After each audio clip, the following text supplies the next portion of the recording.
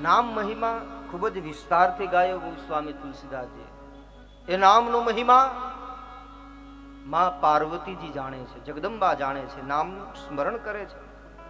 એ મહિમા ભગવાન શિવ સ્વયં કાશીની અંદર કોઈ મૃતાત્મા, કોઈ જીવના કાનમાં એ રામ નામનો મંત્ર આપે અને કાશીમાં મૃત્યુ પામેલ જીવને પરમ ગતિ મુક્તિ મળે છે. મહિમા જાસુ જાન ગણરાવું.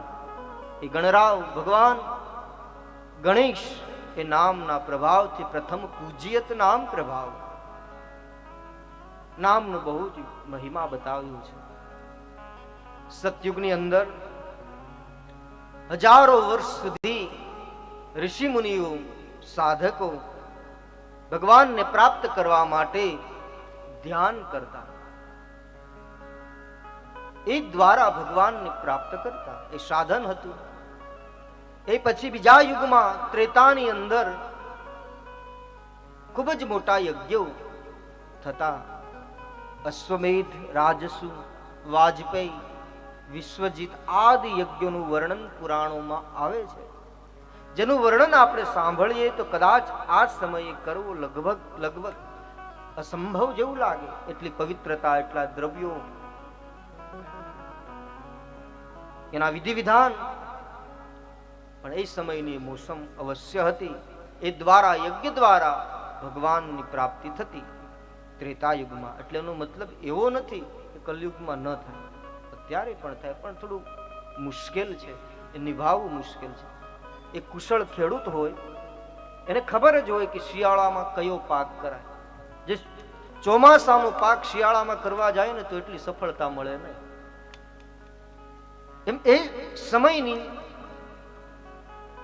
એ જે વ્યવસ્થા હતી કે ત્રેતાયુગની અંદર યજ્ઞો થતા, દ્વાપરની અંદર પૂજા પાઠ, અર્ચા વિધિ, કલાકો સુધી બેસી અને ભગવાનનું આરાધન કરતા.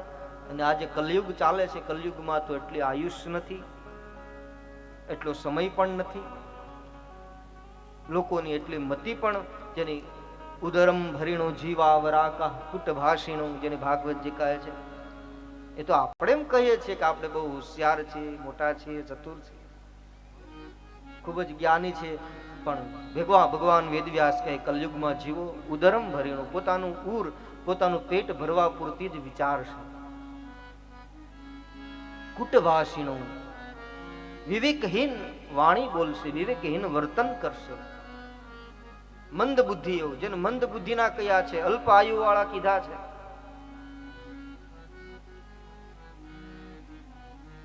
તો એ સમયે પૂજા પાઠ અર્ચા દ્વારા ભગવાનની પ્રાપ્તિ થતી. કલયુગ કેવલ નામ આધાર, સુમીરી સુમીરી નર ઉતરે ભવ પારા. ભવસાગર પાર ઉતરવામાં ભગવાનનું નામ શ્રેષ્ઠ સાધન છે. યત પાદ પલ્લમેકમેવહી, ભગવાનના ચરણો એ જ આ ભવસાગર તરવાનું શ્રેષ્ઠ સાધન, નૌકા રૂપ છે. એ જ પરમ સુખદાયી છે. એટલા માટે ભજમન રામ ચરણ સુખદાયી, સુખ પ્રદાન કરનારું ભગવાનનું નામ છે. નામનો મહિમા છે.